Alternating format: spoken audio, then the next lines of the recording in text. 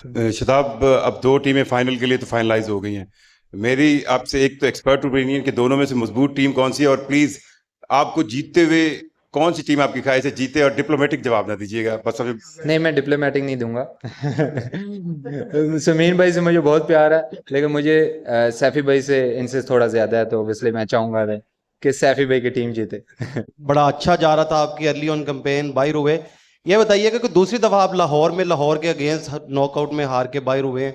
क्या लाहौर वेन्यू आप पे भारी है या लाहौर एज ए टीम आप पे भारी है? देखिए, अभी तो दोनों ही लग रहे हैं। तो देखिए, ऑब्वियसली आप लाहौर लायक देखे हैं तो मुझे लगता है 5 मैच खेले हैं, पांचों हारे हैं। ऑब्वियसली थोड़ा लाहौर ही भारी लग रहा है अभी तो।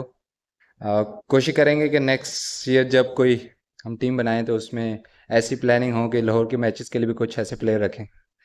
तो इसमें देखिए, मैं ऑब्वियसली कुछ इतना खास कह नहीं सकता, क्योंकि आप 5 मैच खेले हैं एज ए टीम इधर लाहौर में और पांचों हारे हैं, तो ऑब्वियसली कुछ चीज़ें हम गलत कर रहे हैं, तो ऑब्वियसली तभी हारे हैं। शादाब भाई, इस सीजन के अलावा भी ओवरऑल इस्लामाबाद यूनाइटेड की परसेंटेज जो लाहौर में और 31% के अराउंड है।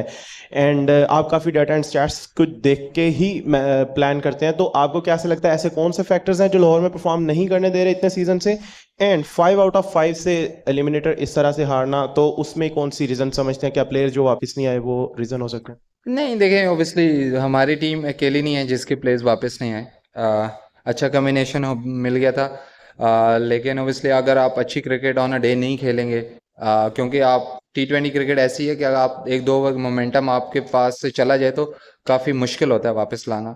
तो देखिए, आप बहुत सारी ऐसी चीज़ें हैं जो मैं पिन पॉइंट कर सकता हूँ, लेकिन बहुत ज़्यादा पॉजिटिव है जिस तरह की हमने through out the tournament cricket खेली है।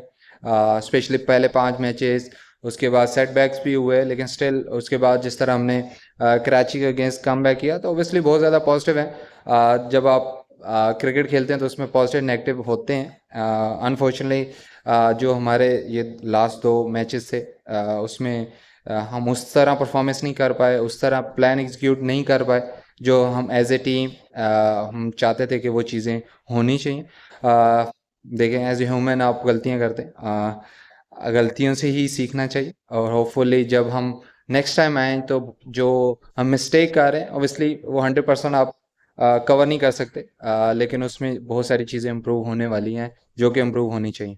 शादाब, ये बताइएगा कि तो 9 खिलाड़ी आपके ऐसे थे कि जो कि डबल फिगर में भी दाखिल नहीं हो सके। सिर्फ आप और सलमान अली आगा ने अच्छी बैटिंग की और थोड़ी बहुत मुजामत करने की कोशिश की है। तो बैटर्स से क्या गलतियां हुई हैं? और दूसरा, क्या स्कोर ज़्यादा हो गया था चेज के लिए? क्या आप समझते थे कि ये चेज हो सकता है स्कोर? देखिए, मुझे लगता है कि प्रेशर मैचेस में जिस तरह का पिच था, स्टिल 170-80 का पिच था। नो डाउट वो जिस तरह के स्पेशली नईम ने जिस तरह के पावर प्ले में, हालांकि स्विंग हो रहा था, उतना अच्छा बॉल आ नहीं रहा था, लेकिन उसने अटैक किया और वो सक्सीड हुआ। और उसके बाद मुझे लगता है कि जो हमने कुशाल परेरा जिस तरह खेला है, मुझे लगता है कि उसके खिलाफ हमारे प्लान उस तरह एग्जीक्यूट नहीं हुए, जिसकी वजह से वो 200 रन हुए। तो प्रेशर मैचेस में 200 रन्स करना, और जब आप 200 रन्स चेज कर रहे होते हैं तो उसमें या आप 100 पे आउट होते हो या आप चेज करते हो, तो वो वाले स्टेज तो आते ही रहते हैं। शादाब, नसीम शाह पिछले 3 मैचेस में तीनों दफ़ा 50 से ज़्यादा रन्स कंसीड किया। आप यूर हिज कैप्टन, तो आपने देखा है एक पिंडी में मैच था, 2 लाहौर में।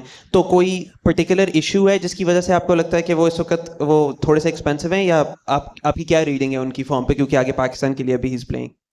देखिए, देखिए जितने बैक टू बैक मैचेस हैं, स्पेशली फास्ट बॉलर के इतनी हीट में करना थोड़ा मुश्किल भी होता है। और जब आप, जिस तरह मैंने पहले बात की है कि T20 क्रिकेट मोमेंटम की है, जब आप एज ए बॉलर भी वो मोमेंटम लूज़ करते हैं स्पेशली टूर्नामेंट में, तो कम बैक करना थोड़ा मुश्किल हो जाता है। लेकिन होपफुली जब इसको रेस्ट मिलेगा, बॉडी पे काम करेगा, और क्योंकि आप बहुत ज़्यादा जब क्रिकेट खेल रहे होते हो तो आप एज ए फटीक फैक्टर में चले जाते हो।